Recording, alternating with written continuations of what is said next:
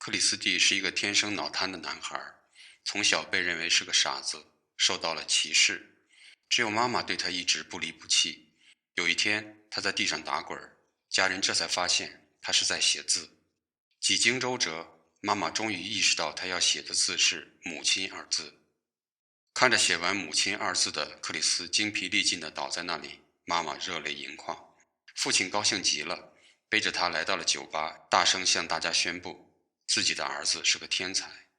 一天，母亲背着克里斯上楼，突然一阵晕眩，摔倒到了楼下。克里斯蒂不顾自己身体的安危，想尽一切办法滚到了楼梯下，用脚使劲跺门，向外面的人求救。为了让克里斯蒂走出房间，父亲坐了个小推车，在院里推着他玩。其他的小朋友也加入到了这个行列中。时光飞逝，小推车变成了大推车，克里斯蒂也变成了一个青年。虽然能说几句简短的词语，但只有家人才能够听懂。他身体残疾，但在和小伙伴们玩耍时毫不示弱，即使在踢足球时，他的左脚也发挥出了巨大的优势。一天，一个女孩在和包括克里斯蒂在内的年轻人玩冒险游戏。她将瓶子转到谁的方向，她就要去亲吻谁。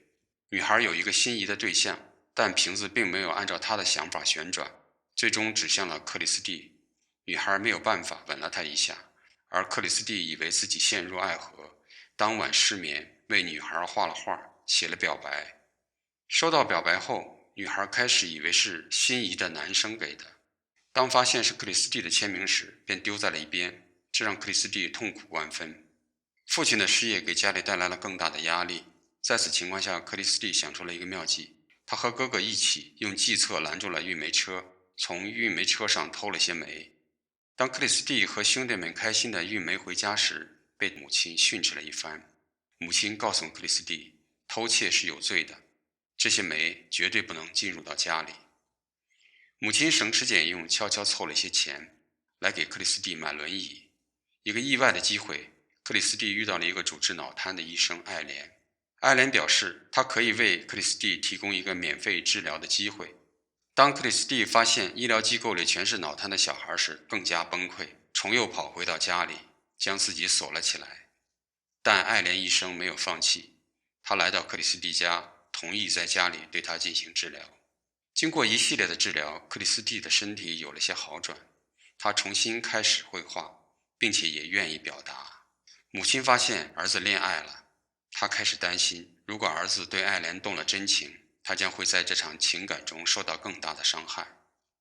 一天，艾莲告诉克里斯蒂，他有一个非常要好的朋友，愿意帮助克里斯蒂举办一个画展。克里斯蒂非常开心，在这融洽的气氛中，他向艾莲进行了表白。他说：艾莲，我爱你，我非常爱你。而艾莲的回答是：克里斯蒂，我也喜欢你，你有诗人的气质。画展举行得非常成功，克里斯蒂那天在庆功宴上喝了很多酒。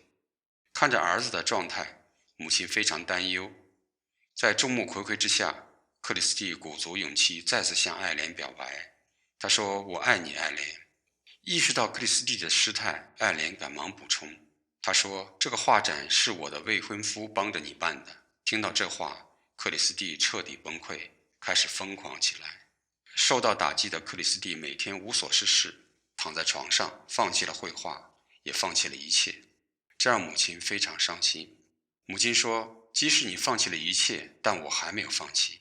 母亲在院子里忙碌起来，她要为克里斯蒂盖一个小屋，也许那样他就能够安心作画。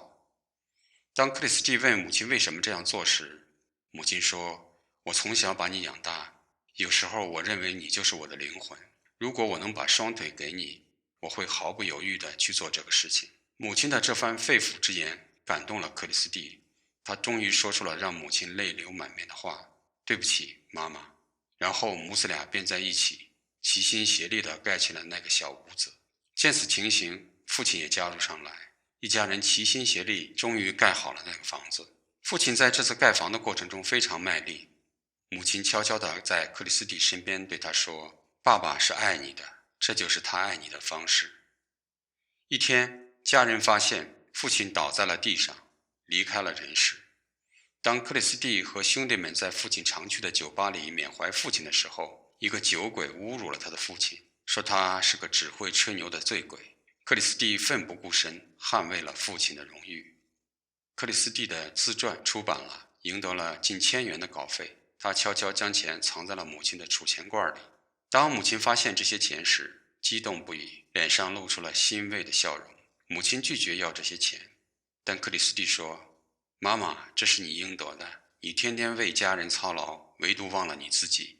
你应该心疼自己，享受生活。”随着克里斯蒂作品的一本本的出版，他的名气也越来越大。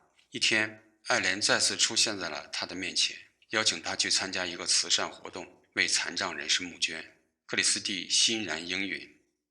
也正是在这里，他认识了女孩玛丽。在等待活动开始的过程中，他和玛丽互相吸引。看着举止大方、心地善良的玛丽，他的内心重又唤起了爱的情感。最终，克里斯蒂用自己的左脚递上了向玛丽求婚的玫瑰。我的左脚上映于1989年，改编自爱尔兰作家和画家克里斯蒂·布朗的自传小说。电影以温情和感人的方式展现了克里斯蒂艰苦奋斗的故事。他用自己的坚强意志和特殊天赋，证明了残疾不能阻挡一个人追求梦想和成功的决心。整个故事充满了希望和鼓舞人的力量，让观众体会到人类不屈不挠的精神和对艺术的无限热爱。就像追求梦想一样，人的爱情之路也注定不会一帆风顺。从初恋的失败到2次失恋的痛苦，在母亲的感召下，在父爱和兄弟之情的鼓舞下，克里斯最终战胜了自我，走向了更广阔的人生。也就是在这样的时刻，他才收获了属于他的真正的爱情。感谢您的收看，补光说影为您分享好的电影、好的故事，感受不一样的人生。